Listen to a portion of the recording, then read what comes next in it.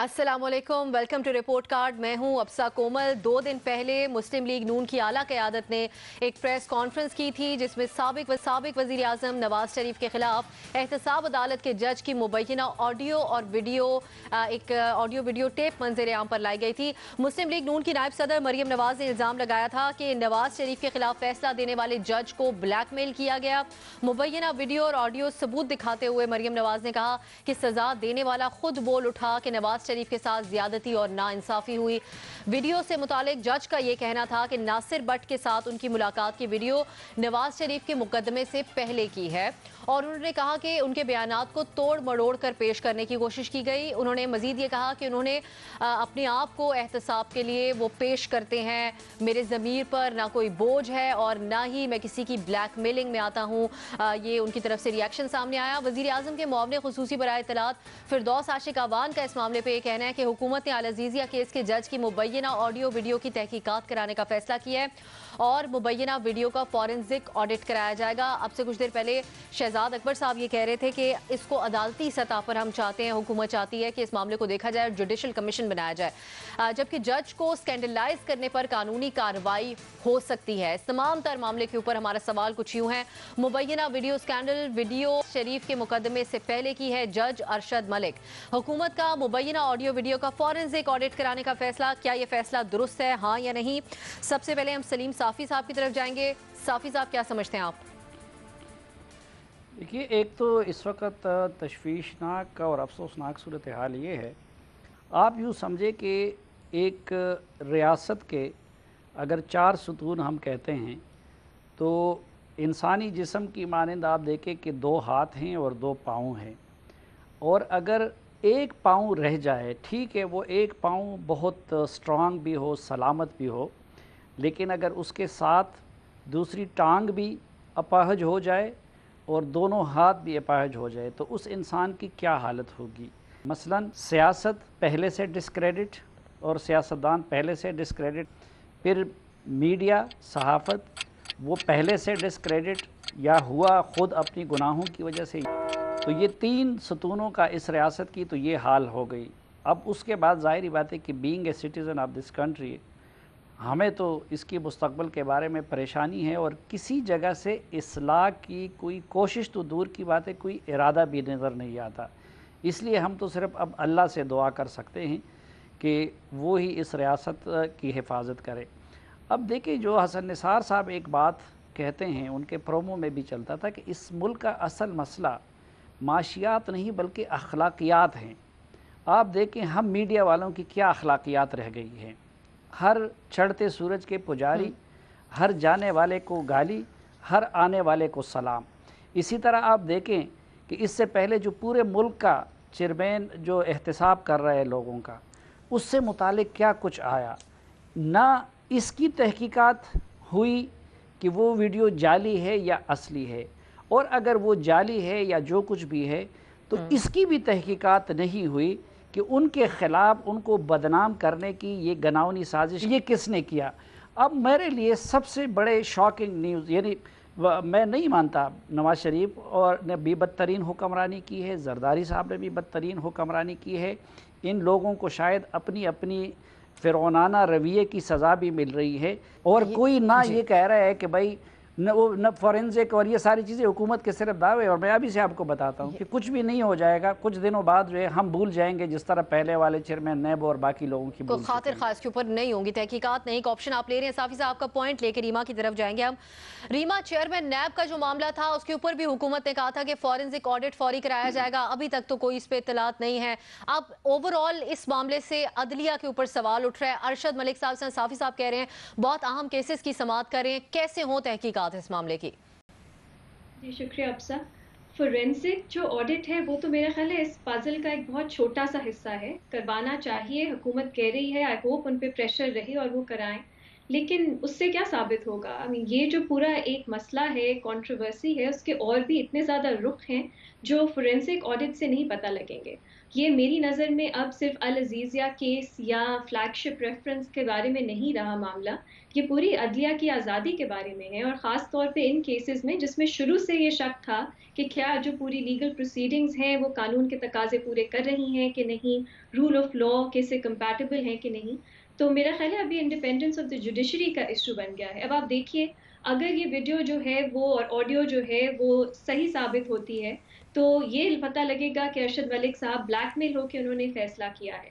اگر ان کی اپنی پریس ریلیز پہ آپ جائیں تو وہ خود کہہ رہے ہیں کہ ان پہ بہت دباؤ تھا، ان کو برائب کرنے کی کوشش کی گئی نون لیگ کی طرف سے اور دھمکایا بھی گیا، لیکن انہوں نے یہ نہیں بتایا کہ انہوں نے کیا تب اسلام آباد ہائی کورٹ کے چیف جسٹس کو یہ دھمکیاں رپورٹ کی یا نہیں کی۔ اگر یہ دھمکیاں مل رہی تھیں تو کیا تب بھی وہ بائسڈ نہیں تھے جب وہ یہ کیسز سن رہے تھے؟ انہوں نے کہا میں نے کوئی پریشر نہیں لیا، لیکن اس سے پہلے انہوں نے اپنی پریس ریلیز میں کہا کہ مجھ پہ مجھے دھمکیاں دی گئی تھیں۔ اس کے علاوہ اب وہ یہ کہہ رہے ہیں کہ وہ جو ملاقات ہوئی وہ کیس سے پہلے ہوئی، لیکن وہ کیوں مل رہے تھے ایک نون لیگ کے اتنے امپورٹنٹ ممبر سے؟ سب اس کی بات کر رہے ہیں کہ وہ نون لیگ کے بہت امپورٹنٹ ان شخص کی جن سے ان کی ملاقات ہو رہی تھی، کیوں ہو رہی تھی؟ تو میرا خیال ہے فورینسک آڈٹ جو ہے وہ ایک بہت چھوٹی سی چیز ہے، مجھے نہیں سمجھ آتی کہ کس طرح اس کا حل نکلے گا۔ آپ نے بات کی انکوائری کی، شہزاد اکبر صاحب بھی کہہ رہے ہیں، لیکن یہ انکوائری کون کرے گا؟ وہ کون سا ادارہ ہے پاکستان میں جس کی اتنی کریڈیبلٹی ہے، جس کی انڈیپینڈنس امپارشیلٹی پہ کسی کو شک نہیں ہے، جو یہ انکوائری کرے گا؟ تو میرا بھی جواب تو یہی ہے کہ ایک اوور آل سچویشن کی انکوائری ہونی چاہیے جو صرف ایک فورینسک آڈٹ تک محدود نہ ہو، لیکن کون کرے گا میرے پاس اس کا نہیں جواب۔ صحیح، اس پہ ابھی آپ کچھ نہیں کہہ سکتی کہ کون کرے اس کی تحقیقات، لیکن انڈیپینڈنٹ ہونا چاہیے۔ مظہر عباس صاحب، آپ کے خیال میں اب عمران خان صاحب کہہ رہے ہیں کہ ججز اور عدلیہ پر حملہ نون لیگ کا ماضی کا وتیرہ رہا ہے، تو بڑا واضح موقف سامنے آ رہا ہے حکومت کا بھی اس معاملے کے اوپر، لیکن مریم نواز کا کل کا جو خطاب تھا اس میں تو وہ نواز شریف صاحب کی رہائی کا مطالبہ کر رہی ہیں اس کی بیسس کے اوپر۔ آپ کیا سمجھتے ہیں کیسے ہوں تحقیقات اس معاملے کی؟ دیکھیے، وتیرہ مطلب ایک تاریخ تو رہی ہے نون لیگ کے حوالے سے جو وزیر اعظم کہہ رہے ہیں، لیکن اگر آپ کو یاد ہو 2014 میں وزیر اعظم صاحب کی اور اس وقت جو صدر ہیں عارف علوی صاحب کی، ان کے بھی ایک آڈیو آئی تھی، اگر یاد ہو 2014 میں پارلیمنٹ پہ اٹیک والے کے حوالے سے، اور اس کے بارے میں بھی بڑے سوالات ہیں۔ دیکھیے، ابھی تو پوزیشن یہ ہے کہ جو تازہ ترین خبر ہے اس میں تو یہ خبریں آ رہی ہیں ذرائع کے حوالے سے کہ گورنمنٹ نے اپنے آپ کو اس پوری سچویشن سے وڈرا کر لیا ہے، پیچھے ہٹ گئی ہے گورنمنٹ۔ وہ کہہ رہی ہے کہ عدلیہ کا معاملہ ہے، عدلیہ کو چاہیے کہ اس کا نوٹس لے۔ تو یہ جو فورنزک وغیرہ کی بھی بات آ رہی ہے، اس کا مطلب یہ کہ جو پچھلے دو دن سے پوزیشن گورنمنٹ کی لی ہوئی تھی، اس پوزیشن سے گورنمنٹ پیچھے ہٹ گئی ہے۔ یعنی اس کا مطلب یہ ہوا کہ شاید وہ فورنزک کی طرف بھی نہیں جائیں گے اور سب کچھ عدلیہ پہ چھوڑ دیا ہے کہ عدلیہ تحقیقات کی جائے۔ دیکھیے، تحقیقات ہونی چاہیے۔ تحقیقات کس چیز کی ہونی چاہیے؟ یہ جو ویڈیو سامنے آئی ہے اس کی تحقیقات ہونی چاہیے۔ جو ارشد ملک صاحب نے جو کاؤنٹر ایلیگیشنز لگائی ہے، یعنی ان کو رشوت آفر کی گئی، ان کو تھریٹ کیے گئے، اس کی تحقیقات ہونی چاہیے۔ اور اس کی بھی تحقیقات ہونی چاہیے کہ جب رشوت آفر ہو رہی تھی تو اس وقت جو شخص آفر کر رہا تھا اس کو وہ ایز اے جج انہوں نے جیل کیوں نہیں بھیجا، فوری طور پہ اس کی گرفتاری کا کیوں نہیں حکم دیا؟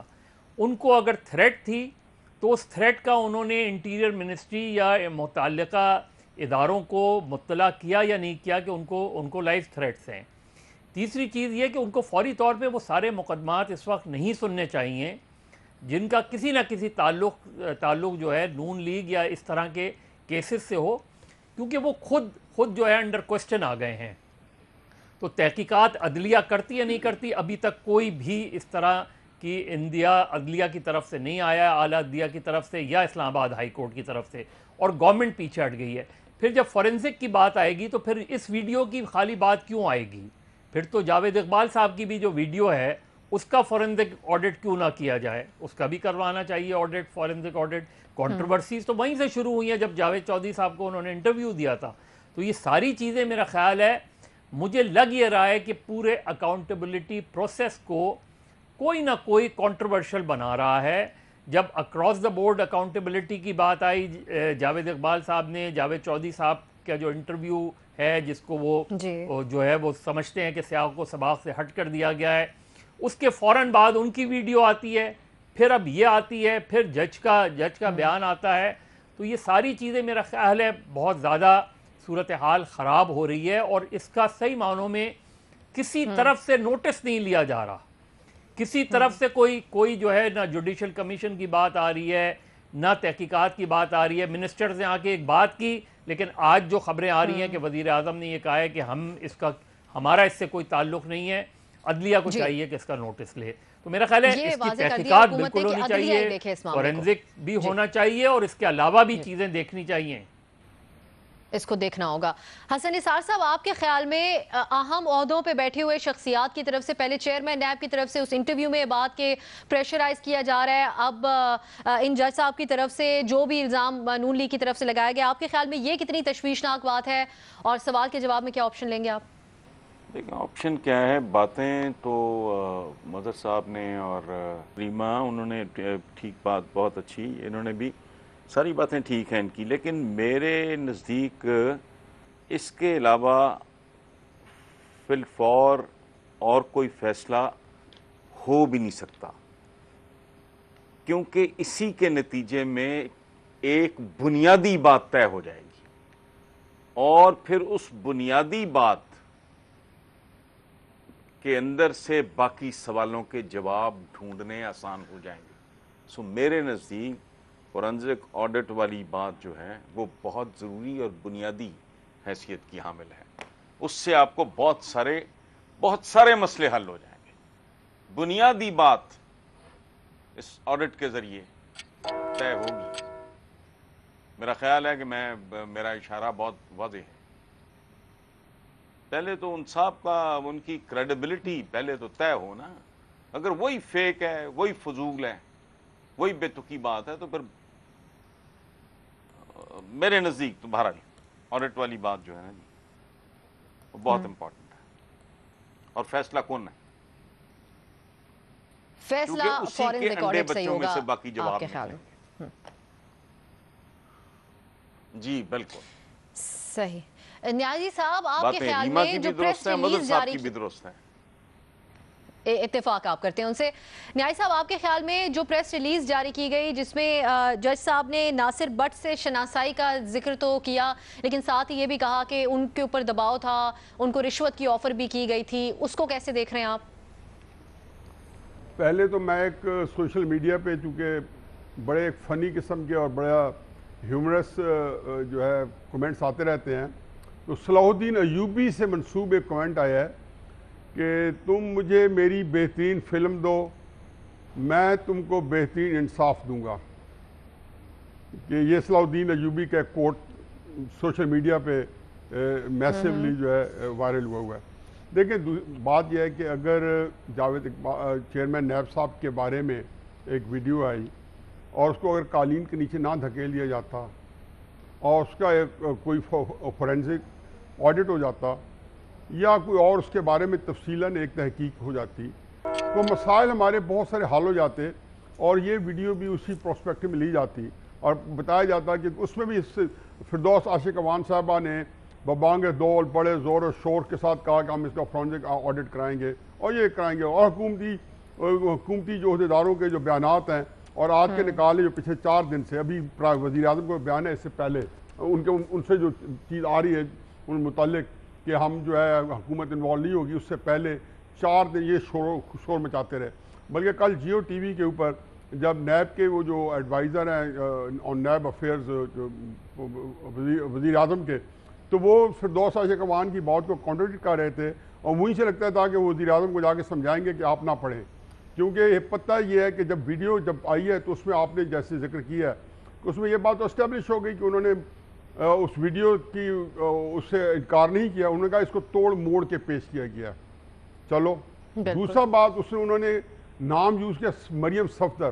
اب بڑی ایک دلچسپ بات ہے کہ ایک کیس سنا انہوں نے مریم نواز کے خلاف، اور اس کیس کے اندر میرا خیال ہے کہ 2,500 5,000 دفعہ مریم نواز کا نام ریپیٹ ہوا کہ اس کیس کے اندر ان کا جو ڈیسیژن ہوا ہے جو انہوں نے خود لکھا ہے مریم نواز کے ساتھ لکھا ہے. وہ جج جیسے اپنے سگنیچر سے مریم نواز کے نام پہ ڈیسیجن لیا، ان کو قید کی سزا سنائی ہے، وہ مریم صفدر کرنا جو کہ خاص بیک گراؤنڈ کے ساتھ تحریک انصاف کا نیریٹو ہے، اور وہ خاص طریقے سے وہ مریم صفدر کہنے پہ جو ہے انسسٹ کر رہے ہیں. مجھے یاد ہے مظہر صاحب زیادہ اس بات کو وہ کریں گے، اور حسن نثار صاحب، کہ جب بے نظیر کی شادی زرداری سے ہوئی تھی تو ہم جو دائیں بازو کے لوگ تھے اور ہماری جو پارٹیاں تھیں، ہم ان کو خواہ مخواہ بے نظیر زرداری لکھتے تھے. اور صلاح الدین صاحب مرحوم ہمارے بڑے محترم بزرگ تھے تکبیر رسالے میں، تو بار بار مریم زرداری لکھتے تھے. تو اس سے میں آپ بتا دوں یہ وہ جو ذہنیت ہے اور اس میں آنا، اس سے شک دیا. پھر اس کے اندر انہوں نے جو اگلی بات کی جو میرے ساتھی نے ذکر کیا کہ جو ریما نے خاص طور پر، اور بالکل ایک صاحب بات ہے کہ اگر آپ کے اوپر دباؤ آیا ہے اور یا آپ کو کسی رشوت دی ہے تو آپ کا رپورٹ نہ کرنا جو ہے تو وہ آپ کو اس میں بھی آپ کے کنڈکٹ میں کوسچن آتے ہیں، اور آپ نے کیا ہے تو اس کا حوالہ دیں کہ اسلام آباد ہائی کورٹ میں آپ نے رپورٹ کیا ہے. اور اس کے بعد جو سچویشن ہے، میں آپ کو سمجھتا ہوں کہ ان ویڈیوز کے بعد کوئی مہذب معاشرہ ہوتا تو چیئرمین نیب بھی استعفیٰ دے دیتے اور یہ صاحب بھی استعفیٰ دے دیتے. لیکن ایک جو پتھیٹک بات ہے، حامد خان نے اپنی کتاب میں شاید لکھا ہے جسٹس کارنیلیس کے لحاظ سے، کیونکہ وہ ایک ہی فارم میں کام کرتے تھے، انہوں نے کہا تھا کہ ایک جج جو بعد میں سپریم کورٹ کے چیف جسٹس بنے، انہوں نے کہا جی جسٹس کارنیلیس جو پاکستان کے اندر ایک بہت بڑا نام ہے، انہوں نے کہا جی جن لوگوں کا نام FIR میں تھا ان کو جج بنا دیا گیا. دیکھیں اس سے عدلیہ کی بڑی تہذیب ہوئی ہے. پاکستانی قوم اس وقت انتہائی پشیمانی اور ایک بالکل ایک عجیب و غریب منتشر ذہن کے ساتھ موجود ہے کہ سمجھ نہیں آتی اس ملک میں کیا ہو رہا ہے کہ جہاں پہ عدلیہ یہ اس طرح کام کرے. ایک بات اس میں ضرور ایڈ کرتے جائیں، ایک بات ایڈ کرتے جائیں، ایک بات ایڈ کر لیں کہ جب ایسی ٹیپ جو تھی جسٹس قیوم کے ساتھ اور راشد عزیز خان جو لاہور ہائی کورٹ کے چیف جسٹس تھے، اس وقت جب یہ ٹیپ لیک ہوئی تو سپریم کورٹ کے سٹنگ جج تھے، ان کی سیف الرحمان صاحب سے اور شہباز شریف صاحب سے جب گفتگویں ہوئی اور لیک ہوئی تو اگلے دن دونوں نے ریزائن کر دیا تھا اور زرداری صاحب کا کیس ریمانڈ بیک ہوا تھا. تو مریم کا جو آپ کا کوسچن تھا، ان کا مطالبہ اس پروسپیکٹو میں کہ ہمارے پاس سپریم کورٹ کی فیصلہ موجود ہے، نظیر موجود ہے کہ جب یہ طے ہوا اور جب کہ مانے گئے کہ ٹھیک. بالکل نیائی صاحب آپ کا پوائنٹ آ گیا. آپ سوال اٹھا رہے پریس ریلیز پر، آپ کہہ رہے ہیں کہ رشوت کی آفر تھی تو اس وقت بھی رپورٹ کیوں نہیں کیا گیا؟ یہ بھی ایک اہم سوال ہے. ہمارے تمام تجزیہ کاروں نے اس پہ ہاں کا آپشن لیا ہے. ریما نے اس کے اوپر یہ صرف کہا ہے کہ انکوائری انڈیپینڈنٹ ہونی چاہیے، باقاعدہ آپشن انہوں نے کوئی نہیں لیا. ابھی ایک بریک لیں گے، رپورٹ کارڈ میں ایک اور اہم معاملہ ہے، گفتگو کریں گے بریک کے بعد. بریک کے بعد خوش آمدید. بجٹ میں سیلز ٹیکس میں اضافے کے خلاف ملک کے مختلف شہروں میں تاجروں کا احتجاج اور ہڑتال جاری ہے، جبکہ آل پاکستان انجمن تاجران نے بھی 13 جولائی سے ملک بھر میں شٹر ڈاؤن ہڑتال کا اعلان کر دیا ہے. گجرانوالہ، فیصل آباد اور مردان میں مارکیٹس اور بازار بند رہے.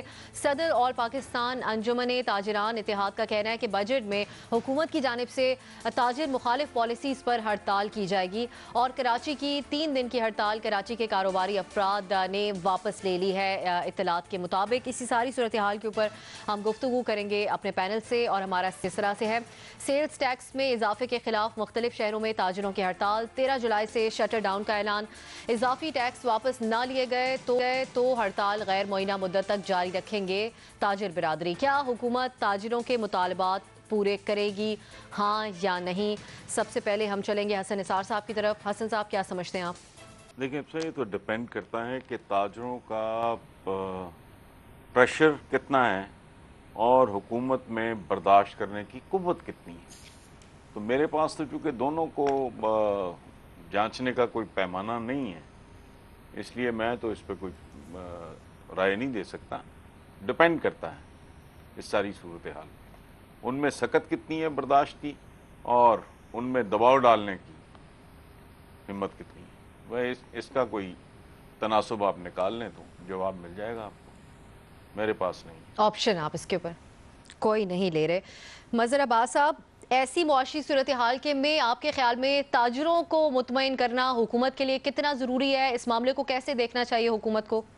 دیکھیے میرا خیال ہے مشکل ہے کہ وہ یہ ان تاجروں کے مطالبات مانے جائیں. اس کی وجہ یہ ہے کہ آج بھی میں سن رہا تھا تو شبر زیدی صاحب تو یہ کوشچن ہی ریجیکٹ کر رہے ہیں. وہ کہہ رہے ہیں جی بتائیں کون سے نئے ٹیکس لگائے گئے ہیں. تو جب وہ بنیادی چیز کو ہی جو ہے ڈینائی کر رہے ہیں تو اس کا مطلب یہ ہے کہ آپ کیسے تاجروں کو سیٹسفائی کریں گے. اور تاجر جو ہیں وہ ابھی جو انہوں نے 1-2 دن کی شٹر ڈاؤن کی تھی وہ تو کافی افیکٹو رہی. وہ الگ بات ہے کہ گورنمنٹ نے ان کو انگیج کیا, جیسے کراچی میں انگیج کیا ہے. کراچی میں بھی انہوں نے اب شاید 11 تاریخ کو پرائم منسٹر کراچی آ رہے ہیں, وہ ملاقات کریں گے, اس کے بعد طے کریں گے. لیکن جو اس وقت جو ٹیم فائنینشیل اکنامک ٹیم بیٹھی ہوئی ہے وزیر اعظم کی, ان کے لیے یہ میرا خیال ہے کہ بڑا مشکل ہے ان کے لیے کہ وہ اس پوزیشن کو وڈرا کر لیں. اور اب گورنمنٹ اس معاملے میں کس حد تک, پرائم منسٹر اس معاملے میں انٹروین کر سکتے ہیں.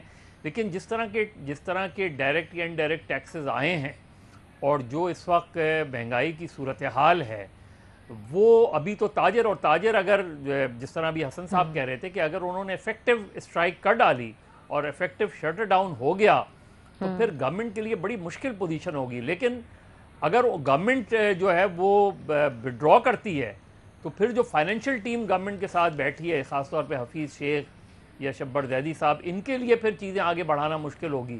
تو ایک نو ون سچویشن ہے گورنمنٹ کے لیے کہ آئی ایم ایف کا پریشر ہے. آئی ایم ایف نے ابھی آپ کو ایک بیل آؤٹ پیکیج دیا ہے, ان کی کچھ کنڈیشنز ہیں. تو اگر گورنمنٹ جیسے الیکٹرکسٹی کا بل ہے, گیس کے بلز ہیں, یہ سارے, اور میڈیسن کی صورتحال ہے, اتنی بری ہے صورتحال, لیکن وہ یہ کہہ رہے ہیں اس کے بغیر چارہ نہیں ہے. تو اگر وہ یہ پوزیشن لے رہے ہیں اور اس پوزیشن سے وڈرا نہیں کرنے کو تیار ہے, پھر تو مجھے نہیں لگتا کہ تاجروں کے مطالبات مان سکتے ہیں. ان کو کسی طرح سیٹسفائی کر لیں, کچھ اور کنسیشن دے دیں, الگ بات ہے. لیکن اگر ٹیکسز وڈرا کرتے ہیں تو پھر آئی ایم ایف کا پریشر دوبارہ آئے گا. نیازی صاحب, جو حکومت کی فائنینشیل ٹیم کا رویہ ہے اس معاملے کے اوپر, یا جو باتیں ان کی طرف سے کی جا رہی ہیں, جیسے ہمارے صاحب کہہ رہے ہیں کہ اگر افیکٹو ہڑتال کی طرف تاجر چلے جاتے ہیں تو آپ کو لگتا ہے کہ پھر بات چیت کی گنجائش ہوگی یا پھر معاملہ قابو کر سکے گی حکومت؟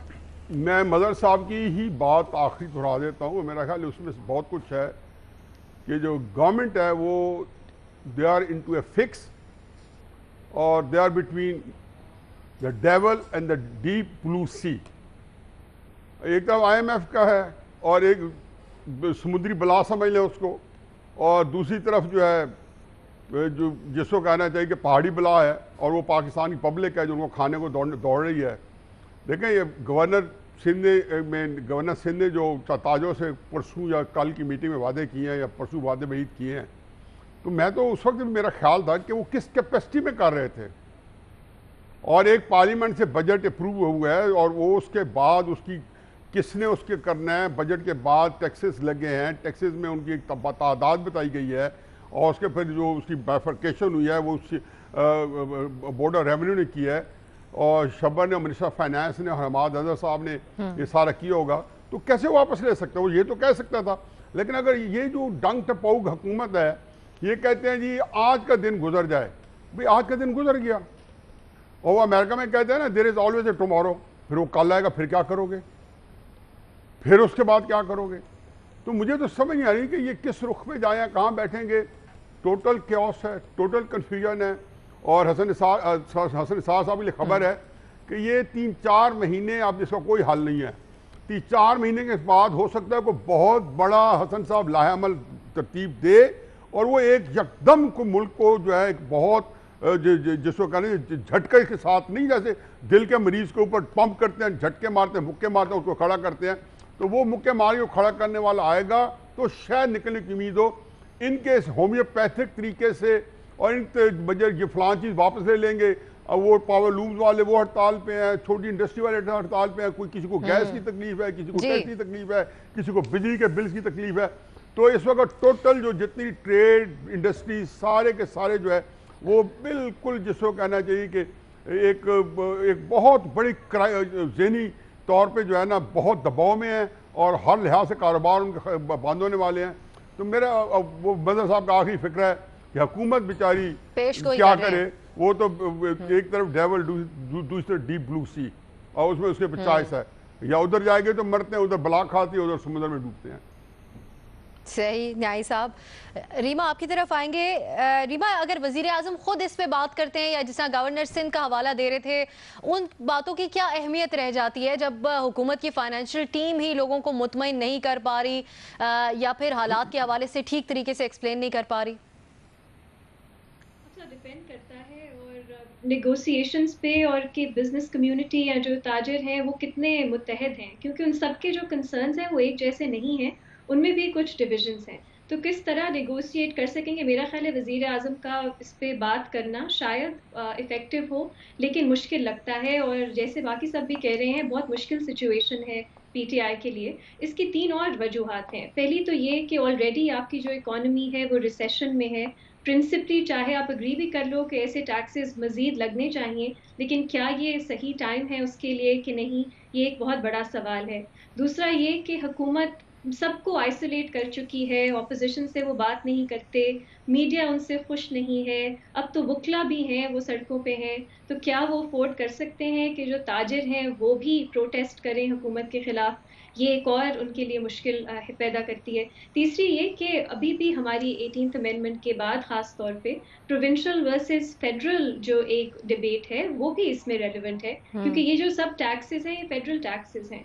तो क्या एक बेहतर तरीका हो सकता है कि ये प्रोविंशियल टैक्सेशन जो है उसमें कुछ चेंजेस लाए जाएं?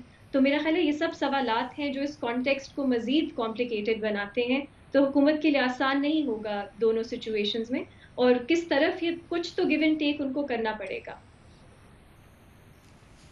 कुछ तो करना ही पड़ेगा। साफ़ी साहब, आपके ख्याल में कितना बड़ा चैलेंज है हुकूमत के लिए और कितनी संजीदा नज़र आती है आपको इस मामले के हल के लिए हुकूमत? देखिए, मैं नहीं समझता कि इस वक्त ताजिर बरादरी बल्कि कोई भी तबका जिन पे ये टैक्स आयद किए गए हैं और जिस तरीके से हुकूमत उनसे वसूली करना चाहती है, उनमें ये सकत है कि वो दे सके। देखिए, अब अगर ताजिर की भी आप मिसाल ले दें तो सिर्फ ये नहीं है कि जो सेल्स टैक्स की मद में अगर उन पे कुछ आयद किया गया है, इस दौरान ये बात भी मद्देनज़र रखनी चाहिए कि उनकी बिजली की कीमत बढ़ गई है, वो भी बाकी जो उनके खाम माल की कीमत भी बढ़ गई है, जिस हिसाब से डॉलर की वैल्यू ऊपर गई है रुपए के मुकाबले में। और मुझे तो ये लगता है कि सिर्फ ताजिर नहीं बल्कि चंद महीने बाद सिवाय चंद वज़ीरों और मुशीरों के बाकी पूरी कौम और हर तबका शायद हड़ताल पे होगा। बुनियादी मसला हमारे निज़ाम में, मैं तो मईशत को इतना नहीं समझता, लेकिन ख़ुद ये असद उमर साहब और इन जैसे लोगों ने जो हमें ज़्यादा समझाया है वो यही है कि पाकिस्तान में एक बड़ा मसला ये है कि डायरेक्ट टैक्सेशन ना होने के बराबर है और इनडायरेक्ट टैक्सेशन है। मसलन आपने अगर सेल्स टैक्स लगा दिया और उसकी मद में आप टैक्स वसूल कर रहे हैं, तो उस दुकान से ख़रीदारी एक मज़दूर भी कर रहा है, वो भी वो टैक्स दे रहा है, मैं भी, मुझे सा एक आम गरीब आदमी भी कर रहा है और जहांगीर तरीन भी कर रहा है। यानी इनडायरेक्ट टैक्स वो सलीम साफ़ी और जहांगीर तरीन जैसे अमीरों को एक जैसे देना पड़ता है। अब इस हुकूमत ने उस रवायत को तो रत्ती भर नहीं बदला। दूसरा मसला इस मुल्क का ये है कि कुछ तबकात जो टैक्स देते हैं वो तो ज़रूरत से ज़्यादा उनसे लिया जाता है। मसलन तनख्वाहदार तबका है जो डॉक्यूमेंटेड है उनकी इकानमी, उसके बरक्स कुछ चीज़ें मसलन ज़री टैक्स नहीं है, प्रॉपर्टी का जिस तरीके, अब मसलन मैं बार बार ये मिसाल देता हूँ कि मैं ज़्यादा टैक्स देता हूँ इस साल की बनिस्बत जिसका अपना घर नहीं है इस्लामाबाद में, लेकिन उसके मुकाबले में नवाज़ शरीफ और उसके रायवेंड के महल को दे के, इमरान खान के महल को दे के 300 कनाल की, लेकिन उन्होंने कम टैक्स दिया हुआ है।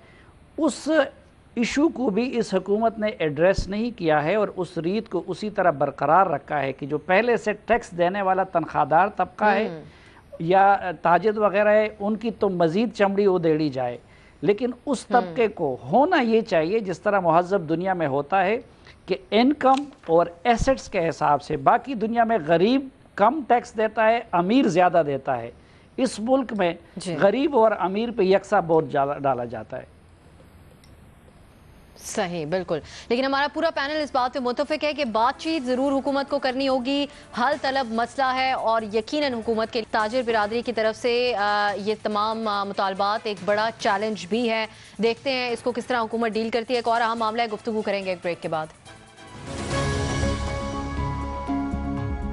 अक़वाम मुत्तहिदा की रिपोर्ट के मुताबिक पुलवामा वाक़े के बाद भारत के ज़ेर इंतज़ाम कश्मीर में सूरत हाल मज़ीद कशीदा हो गई है। ताहम पाकिस्तान और भारत दोनों की जानिब से कश्मीर में इंसानी हुकूक की बहाली के लिए कोई भी इक़दामात नहीं उठाए गए, जबकि शदीद बैनुल अक़वामी सियासी दबाव के बायस अक़वाम मुत्तहिदा की कश्मीर पर मबनी जो रिपोर्ट है वो अब ताख़ीर से शाया हो गई है।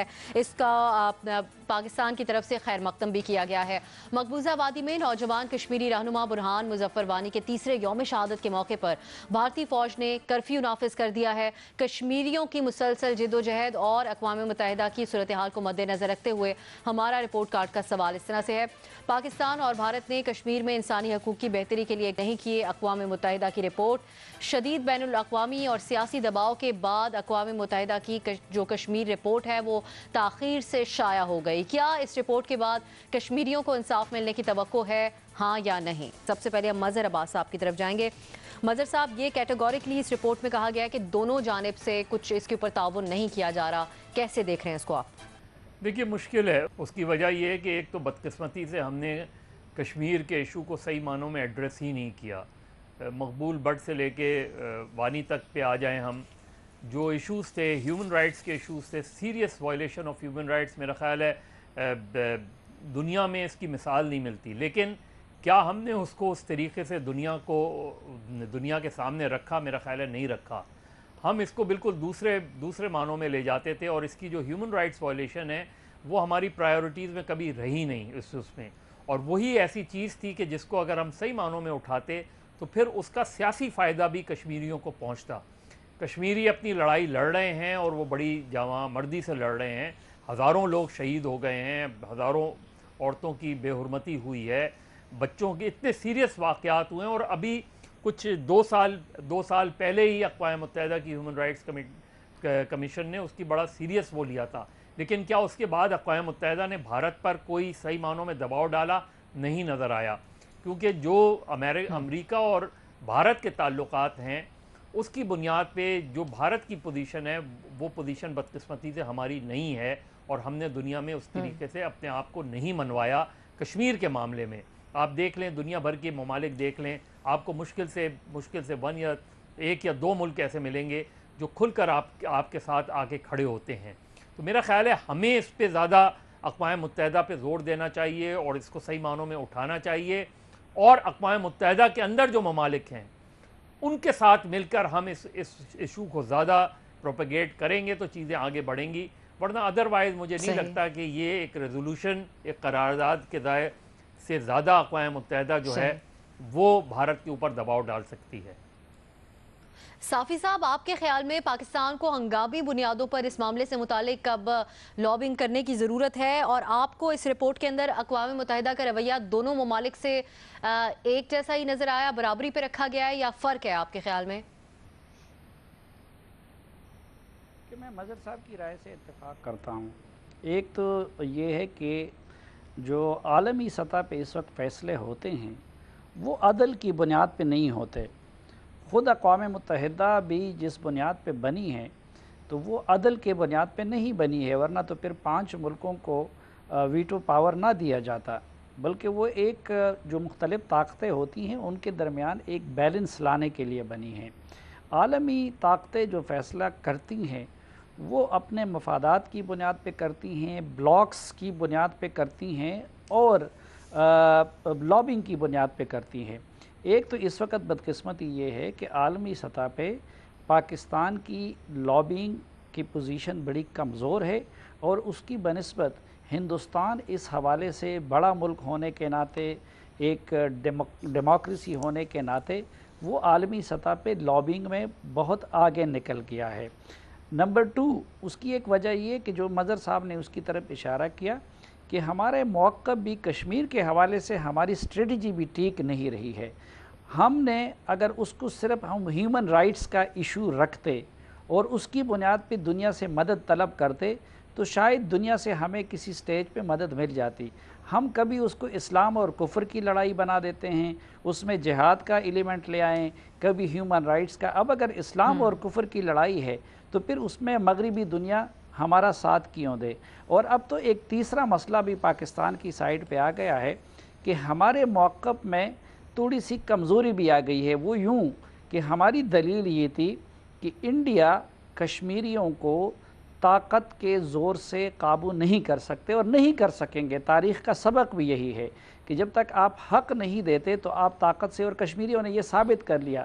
صحیح. ریما, آپ کے خیال میں کہاں دنیا کے سامنے, اقوام عالم کے سامنے کہاں ٹریک سے ہٹ رہے ہیں کہ پاکستان کی طرف سے یہ معاملہ اس طریقے سے اسٹیبلش ہوتا ہوا نہیں نظر آ رہا, بجائے اس کے کہ کوئی اس کے اندر پاکستان کی دعووں کا اعتراف کیا جاتا بلکہ پیچھے ہٹتے ہوئے نظر آ رہے ہیں؟ وجہ کیا ہے اس کی آپ کے خیال میں؟ اب میں اس کو پاکستان کے پرسپیکٹیو سے نہیں بلکہ کشمیر میں جو انسانی حقوق کی ایک سٹرگل ہے اس کے پرسپیکٹیو سے دیکھنا چاہوں گی, اور اس میں تھوڑا سا میں کلیریفائی کر دوں. آج office of the high commissioner for human rights OHCHR جو UN کا ہی ایک ادارہ ہے, انہوں نے اپنی دوسری رپورٹ جاری کی ہے human rights situation in Kashmir پہ. اس میں جو انڈین ایڈمنسٹریڈ کشمیر جو انہوں نے لکھا ہے اس میں انہوں نے بہت سیریس ہیومن رائٹس وائلیشنز کی ڈاکیومنٹیشن کی ہے, جس میں انہوں نے انفورسڈ ڈس اپیرنسز, جبری گمشدگی, اس کے علاوہ ایکسٹرا جوڈیشل ایکزیکیوشنز, ٹارچر, جنسی تشدد, ان سب کا حوالہ دیا ہے. اور انہوں نے یہ بھی بتایا ہے کہ ایک کیس میں بھی انصاف نہیں ملا کسی بھی وکٹم کو یا ان کی فیملی کو. اس رپورٹ میں انہوں نے پاکستانی ایڈمنسٹریڈ کشمیر جو وہ لکھتے ہیں اس میں اس کا بھی اشارہ کیا ہے کہ پاکستان نے بھی کچھ انہوں نے کاؤنٹر ٹیررزم جو لیجسلیشن ہے اس کا مس یوز, اس کے علاوہ اور کانسٹیٹیوشنل ایشوز کا انہوں نے, اور فریڈم آف ایکسپریشن ایسوسیشن اس کا حوالہ دیا ہے پاکستانی ایڈمنسٹریڈ کشمیر میں. یہ UN کی لینگویج ہے, انڈین ایڈمنسٹریڈ اور پاکستانی ایڈمنسٹریڈ, تو کنٹروورشل نہ بن جائے گی. تو یہ جو رپورٹ ہے, میں آپ کو یہ بھی بتانا چاہتی ہوں کہ بھارت نہیں چاہتا تھا کہ یہ رپورٹ ریلیز ہو. بھارت کو جب یہ رپورٹ پاکستان اور بھارت دونوں کو شیئر کی گئی, اس کا جو ڈرافٹ ہے, بھارت نے کہا یہ بالکل غلط ہے, یہ بائسڈ ہے, اور اس کو OHCHR جو UN کا ادارہ ہے اس کو پبلش نہیں کرنا چاہیے. انہوں نے ریفیوز کر دیا. پاکستان کی طرف سے تھوڑا بہتر رد عمل تھا. پاکستان نے کچھ فیکچوئل انیکوریسیز پوائنٹ آؤٹ کی اور انہوں نے کچھ یہ کہا کہ اس کو کچھ چیزیں جو ہیں وہ نکال دینی چاہیے. تو پاکستان نے تو یہ حتمی رپورٹ نہیں ہے یا آپ کے خیال میں حتمی رپورٹ؟ حتمی رپورٹ ہے, حتمی رپورٹ ہے افسا. اور ایسی رپورٹ, کیونکہ یہ دوسری رپورٹ ہے, پچھلے سال پہلے آئی تھی, بھارت نے اس کو بھی ریجیکٹ کر دیا تھا. تو بھارت بالکل تعاون نہیں کر رہا, کوآپریٹ نہیں کر رہا. لیکن یہ جو رپورٹس ہیں OHCHR کی طرف سے یہ استعمال ہوتی ہیں, یورپین یونین میں اٹھی ہیں, یورپین یونین کے اور ممالک جو دیگر ہیں انڈیویجولی انہوں نے بھی اٹھائی ہیں. اور اس رپورٹ کو اگر ہم استعمال کریں انسانی حقوق کے کارکن, کیونکہ یہ پولیٹیکل ایشوز کو نہیں دیکھتی ہے, صرف انسانی حقوق کے ایشوز کو دیکھتی ہے, تو شاید یہ پہلا قدم ہو سکے ایک جسٹس کی طرف. اس میں ایک ریکمنڈیشن ہے کہ ایک کمیشن آف انکوائری بننی چاہیے جو ان سب جو ابیوزز کے ایلیگیشنز ہیں اس کو دیکھیں. تو میرا خیال ہے یہ اسپیشلی ایک بہت اچھا پہلا قدم ہو سکتا ہے جسٹس کی طرف. یہ حتمی, ٹھیک ہے, آپ کہہ رہی ہیں حتمی رپورٹ ہے, بھارت نے اس کو ریجیکٹ کیا, پاکستان کی طرف سے کچھ پوائنٹس اٹھائے گئے ہیں. اس میں سے حفیظ اللہ نیائی صاحب, یہ کیسی خبر ہے؟ کیونکہ ہمارے ہاں بینڈ آؤٹ فٹس کے خلاف جو کاروائیاں ہوئی تھیں اس سے یہ تھا کہ دنیا بھر میں تاثر بہتر ہوگا. دیکھیں جی, رپورٹ تو خیر اتنی لمبی تھی, میں نے جب دیکھا ہے تو ظاہر ہے کہ میرے میں وہ کیپیسٹی بھی نہیں ہے اور وہ اینگل بھی نہیں ہے کہ میں اس کو پورا پڑھ سکتا. لیکن شکریہ ریما, آپ نے بڑے اچھے طریقے سے اس کا جو ہے مختصر ترین اور اس کا جو ایسنس تھا, جو کرکس تھا, وہ آپ نے بتا دیا. دیکھیں, یہ جو کشمیر کے اندر جو کچھ ہے, کچھ چیزیں ایسی ہیں کہ ہم خواہ اپنے آپ کو انڈر پریشر لے لیتے ہیں.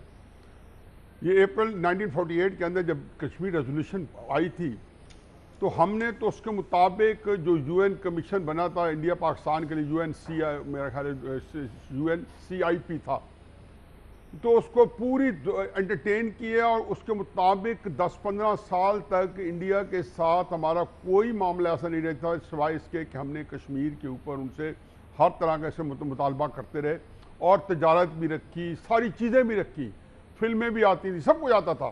اور کوئی ایسا, بلکہ ایک وقت میں تو ویزا کی بھی اتنی ریلیکسیشن تھی شروع کے پہلے 8-10 سالوں میں.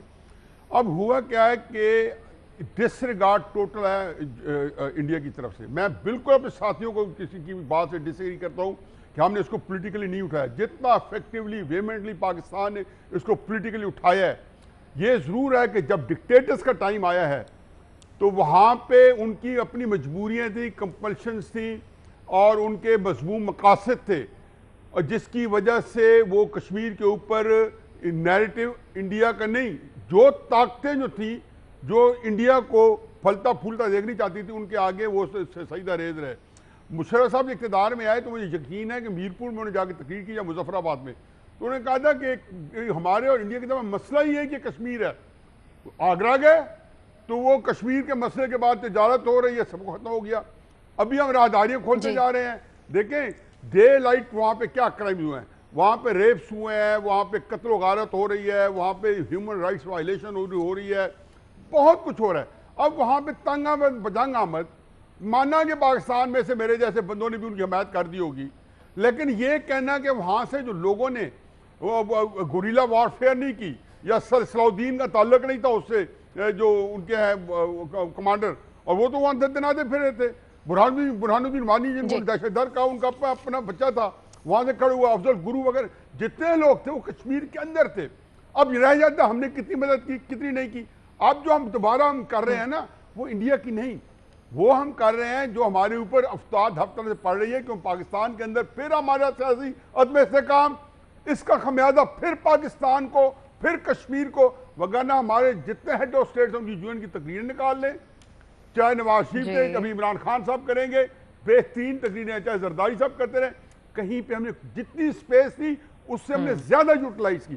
لیکن میرا تکلیف اور مجھے افسوس یہ ہے کہ پریشانی اب ہوئی ہے وہ یہ ہے کہ پاکستان جو ہے انڈیا سیاسی استحکام کی وجہ سے ہم سے دن دونی چار گنی اب 100 گنا زیادہ ڈیولپ کنٹری ہو گیا ہے, ہم پیچھے رہ گئے. وہ پولیٹیکلی بہت اسٹرانگ ہے, دنیا نے ان کے ہاں میں ہاں ملانی ہے. جیسے امریکہ کے ساتھ وہ کولن پال نے جب ڈوسیئر دیا تھا عراق کے اوپر تو ساری دنیا نے مان لیا تھا, یہ منوا لیا گیا تھا.